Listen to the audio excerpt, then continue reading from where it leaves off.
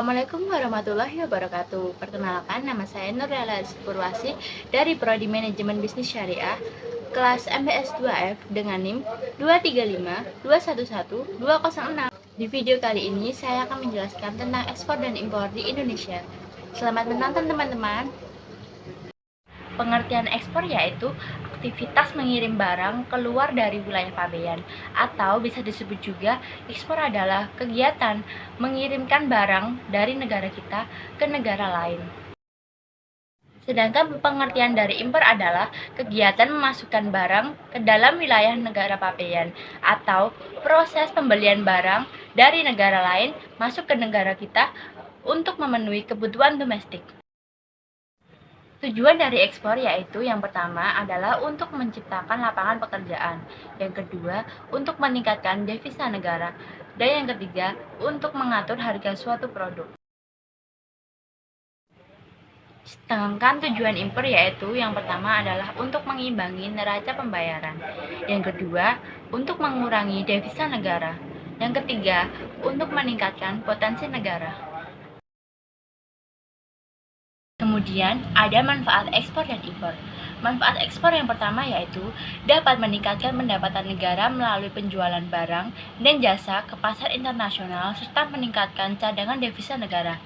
Yang kedua, mendorong pertumbuhan ekonomi dengan menciptakan lapangan kerja dan meningkatkan produksi.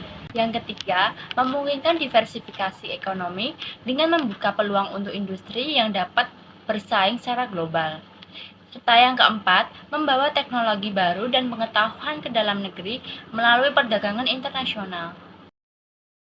Yang selanjutnya adalah manfaat impor. Manfaat impor yang pertama yaitu memberi akses ke sumber daya dan bahan baku yang tidak tersedia secara lokal atau dengan harga yang lebih tinggi. Yang kedua, meningkatkan efisiensi produksi dengan memanfaatkan keunggulan komparatif dan spesialisasi. Dan yang ketiga, memungkinkan konsumen mendapatkan barang dengan harga yang lebih rendah karena persaingan global. Dan yang keempat, memungkinkan konsumen mendapatkan berbagai produk dan barang dari berbagai negara. Ada kebijakan-kebijakan ekspor dan impor di Indonesia. Yang pertama yaitu kuota impor. Kuota impor adalah kebijakan pemerintah untuk membatasi barang-barang yang masuk dari luar negeri.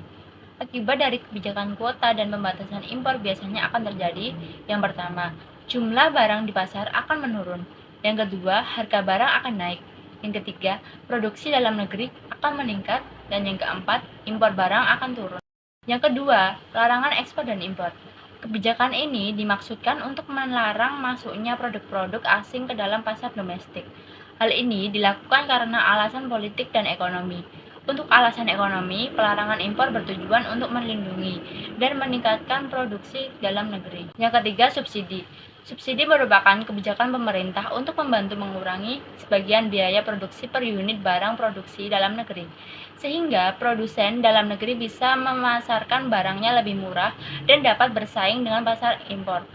Subsidi yang diberikan dapat berupa tenaga ahli, mesin-mesin, peralatan, fasilitas kredit, keringanan pajak, dan lainnya. Lalu ada contoh ekspor dan impor di Indonesia. Contoh ekspor di Indonesia yaitu Indonesia mengekspor kelapa sawit, kopi, dan karet ke berbagai negara di dunia, seperti di Malaysia, Cina, Jepang, Jerman, Kanada, dan negara lainnya. Sedangkan contoh dari impor adalah Indonesia yang setiap tahunnya mengimpor minyak dari berbagai negara-negara di Timur Tengah. Dan gambar di samping adalah data perkembangan ekspor dan impor di Indonesia pada tahun 2021, 2022, 2023, dan 2024. Kesimpulannya, kegiatan ekspor dan impor merupakan hal yang sangat vital bagi negara. Tidak ada satupun negara yang tidak mungkin melakukan kegiatan ekspor dan impor.